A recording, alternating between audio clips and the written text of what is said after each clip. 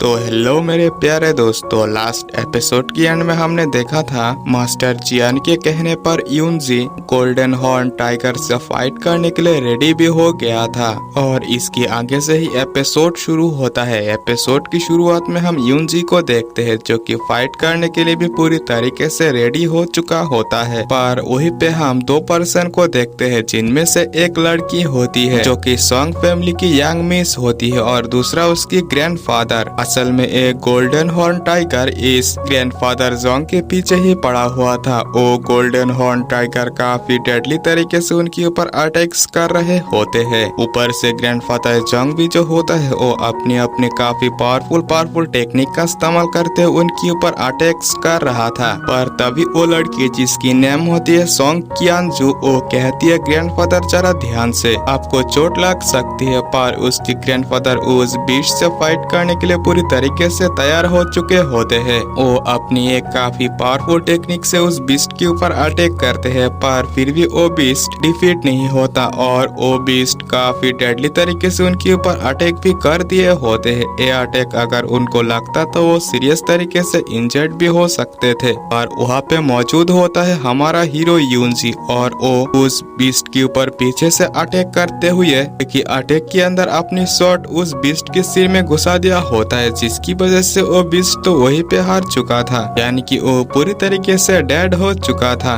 जिससे वो जो लड़की जोंग कियानजू होती है वो भी काफी ज्यादा खुश हो चुकी होती है। इसके आगे ग्रैंडफादर सोंग कहता है, छोटे लड़के हमारी जान बचाने के लिए थैंक्स, मैं इसकी कीमत कभी भी चुका नहीं सकता। ये सुनने की बात हमारे जो यूनजी होता है वो कहता है, वैसे इतनी पोलाइटली बिहेव करने की जरूरत नहीं है। खैर इन सभी बातों को छोड़ो, क्या आप दोनों मुझे इस बीस्ट की गोल्डन हॉर्न और कोर दे सकते हैं जिसकी मुझे काफी ज्यादा जरूरत है। ये सुनने की बात ग्रैंडफादर सोंग कहता है, वैसे आपने ही इस बीस्ट को किल किया, इसी वजह से इसकी हर एक चीज अब आपकी हुई। ये सुनने की बात उन्हें थैंक्स करते हुए यूनजी उस बीस्ट की कोर को इकट्ठा करने लगता है, यानी कि उस बीस्ट की बॉडी से निकालने लगता है। ये देखने के बाद ग्रैंडफादर सोंग कहता है, यंग लड़के क्या आप मुझे बता सकते हैं कि आप स्काई क्लाउड माउंटेन पर क्यों आए हैं? क्या ऐसा हो सकता है कि आप भी यहाँ पे फ्लेम ग्रास की वजह से आए हैं, क्योंकि ये कल्टीवेशन के लिए काफी अच्छे होते हैं। यह सुनने की बात यूनजी भी कहता है, फ्लेम ग्रास, पर मैं तो इसके लिए यहाँ पे नहीं आया। ग्रैंडफादर सोंग एक डायरेक्शन पे इशारा करते हुए कहता है, यहाँ पे फ्लेम ग्रास मौजूद है जिसकी मुझे काफी ज्यादा जरूरत। क्या आप मुझे इसे लेने देंगे, क्योंकि इसकी वजह से मेरी ग्रैंड डॉटर की जान बच सकती है, उसकी जान अब खतरे में है। ये सुनने की बात तो यूनजी भी थोड़ा सा शॉक हो जाता है, क्योंकि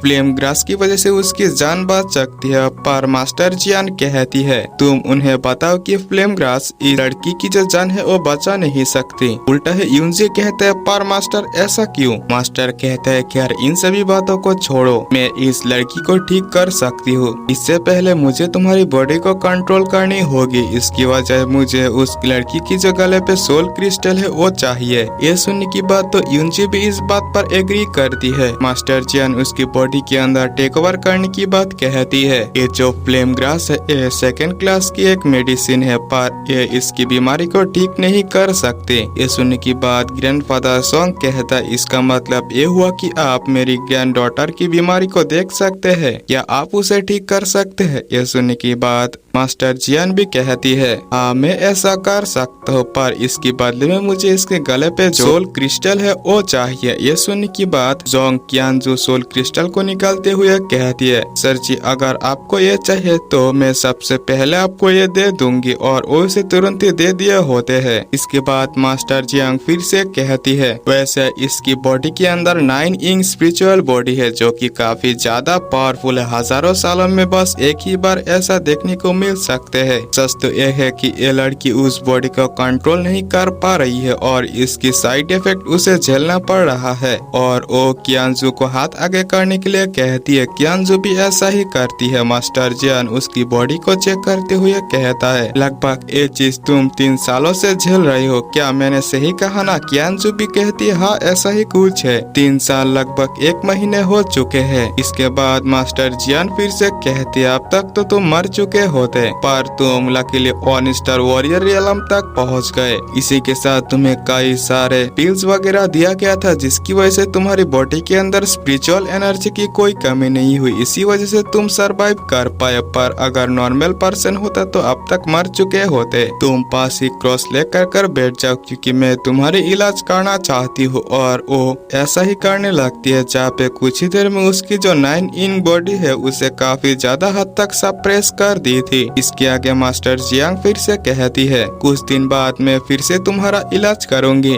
तब शायद से तुम पूरी तरीके से ठीक हो जाओ। इसके बाद वो लड़की अपनी ग्रैंडफादर से कहती है, ग्रैंडफादर अब मेरी बॉडी पूरी तरीके से गर्म हो चुकी है, अब मैं पहले से बेहतर महसूस कर पा रही हूँ। इसके लिए तो वो ग्रैंडफादर भी काफी ज्यादा खुश हो चुकी होती है। इसी के साथ हमारी यूनजी को वो थैंक्स करने लगता है और वो यूनजी को स्पिरिट सोर्स जेड स्टोन देते हुए कहता है, क्या तुम ये रख सकते हो? यूनजी भी इसे खुशी खुशी एक्सेप्ट कर लिए होते। इसके आगे वो लड़की कहती है, यानी कि कियानसू कहती है, सर जी मैं आपसे कैसे कांटेक्ट कर सकती हूँ? ये सुनने की बात यूनजी अपने पास से एक कम्युनिकेशन बिट निकालते हुए कहती है, तुम इसे रख सकते हो, जब भी जरूरत हो तुम मुझे इसकी मदद से ट्रैक कर सकते हो। और वो वहाँ से चला जाता है, पर कियानजी पीछे से कहती है, सर जी आपने अपना नाम नहीं बताया, मानो कि कियानजू उसके ऊपर लट्टू हो चुकी हो। अब यहाँ से सीन शिफ्ट होता है और हमें यूनजी और उसकी मास्टर को दिखाई जाती है, जहाँ पे कि यूनजी वहाँ पे अपना कल्टीवेशन कर रहा होता है। स्पिरिट सोर्स क्रिस्टल की एनर्जी का इस्तेमाल करते वो पहले से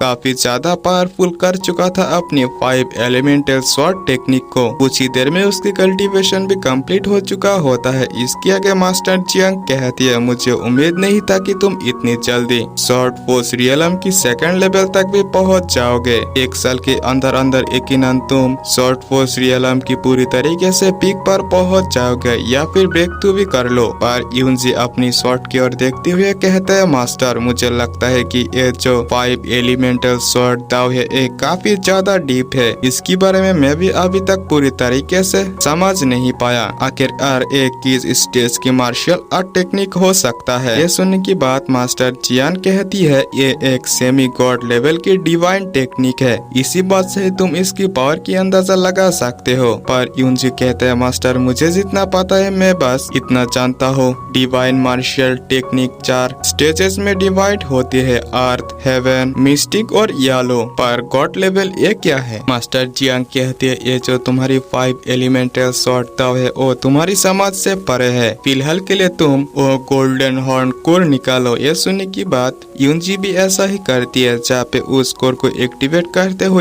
यूनजी को खाने के लिए कहती है। यूनजी भी ऐसा ही करते हुए वो वहीं पे बैठ के उसे एब्जॉर्ब करने में लग जाता है। मास्टर की कहे गए अनुसार 5 एलिमेंटल स्वॉर्ड दाव के साथ उसे मर्ज करने लगता है, जहाँ पे कुछ ही देर में उसकी मर्चेंट प्रोसेस भी कंप्लीट हो चुका था। अब वो पहले से और ज्यादा पावरफुल हो चुका था। वो कहता है, मुझे लगता है कि मैं इस पावर के साथ 6 star potential martial sect warrior से भी काफी इजीली लड़ सकता हूँ। ये तियानजी जरा 2 साल इंतजार करो, इसके बाद मैं तुम्हें हराने के लिए जरूर आऊंगा। तुमने मुझे जो कुछ भी दिया है इसकी 2 गुना नहीं 10 गुना तुम्हें लौटाऊंगा। और इसी के साथ ये एपिसोड भी यही पे एंड होता है। आप लोगों से मिलते हैं इसके अगले एपिसोड के अंदर। तब तक के लिए आप लोग चैनल को सब्सक्राइब करते हुए वीडियो को लाइक जरूर से कर देना।